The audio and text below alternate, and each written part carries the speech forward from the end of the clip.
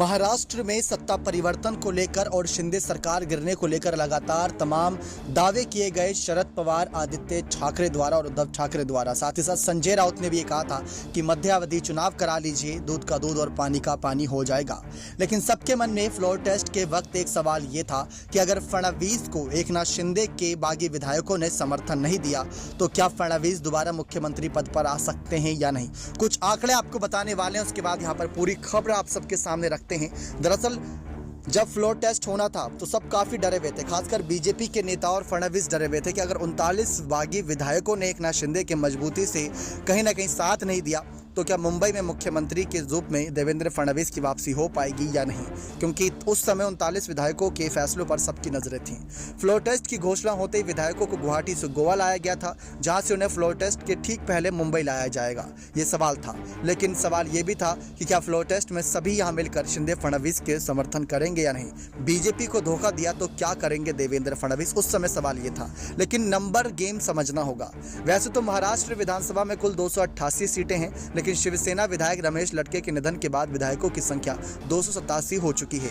BJP को सरकार बनाने के लिए 144 विधायकों का समर्थन चाहिए। वही महाविकास आघाड़ी सरकार में शामिल एनसीपी के पास 53 सीटें तो कांग्रेस के 44 विधायक और शिवसेना के पास 55 विधायक हैं। इन तीनों के पास कुल मिलाकर 152 विधायकों का समर्थन था।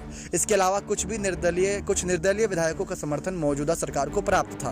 बात करें भारतीय जनता पार्टी की तो उनके पास अपने 106 विधायक हैं। इसके अलावा 7 निर्दलीय व अन्य विधायकों का भी समर्थन बीजेपी को प्राप्त है। कुल मिलाकर एनडीए के पास 113 विधायकों का समर्थन है। ऐसे में अगर एकनाथ शिंदे के विधायकों को अयोग्य ठहरा भी दिया जाता है तो भी बीजेपी बहुमत के आंकड़े को आराम से हासिल कर सकती थी।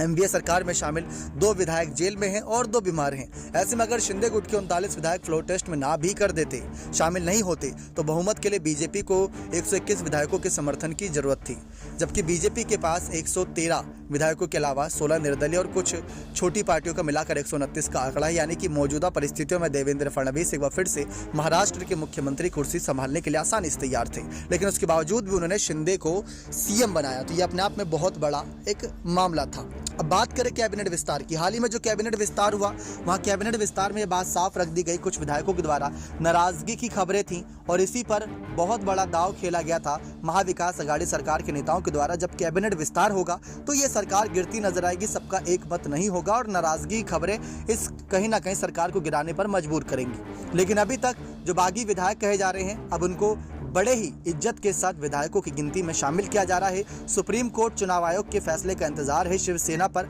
कि क्या होता है। शिंदे गुट और उद्धव गुट को लेकर वहां तमाम फैसले लिए जाने हैं, लेकिन इन सब के बीच यहाँ पर इन सब पर भी नजरें बनी हुई हैं कि क्या मामला निकलकर सामने आता है बागी विधायकों को लेकर। तो तमाम जानकारी ये सामने आई, लेकिन क्या फडणवीस को बागी विधायक कभी झटका देंगे? अगर देते भी हैं तो शायद ये आंकड़ा ऐसे का ऐसा ही बना रहे और फडणवीस की सरकार फिर भी चलती नजर आए। लेकिन फिर भी सचमुच देवेंद्र फडणवीस ने बड़ा दिल रखते हुए डिप्टी सीएम पद स्वीकार किया और मुख्यमंत्री पद दिया एकनाथ शिंदे को। ये अपने आप में एक बहुत ही ज्यादा काबिले तारीफ वाला काम था, जिसकी तारीफ शरद पवार ने भी कही थी, जिसकी तारीफ राज ठाकरे ने भी करी थी। लेकिन हाँ, अंदर ही अंदर जानते हैं कि देवेंद्र फडणवीस ने जो डिप्टी सीएम पद स्वीकार करा, कितने मुश्किल से स्वीकार करा, क्योंकि दिल पर पत्थर रखकर एकनाथ शिंदे को मुख्यमंत्री पद दिया, ये जानते हुए भी कि बीजेपी आसानी से अकेले दम पर निर्दलीय विधायकों के दम से सरकार बना सकती है।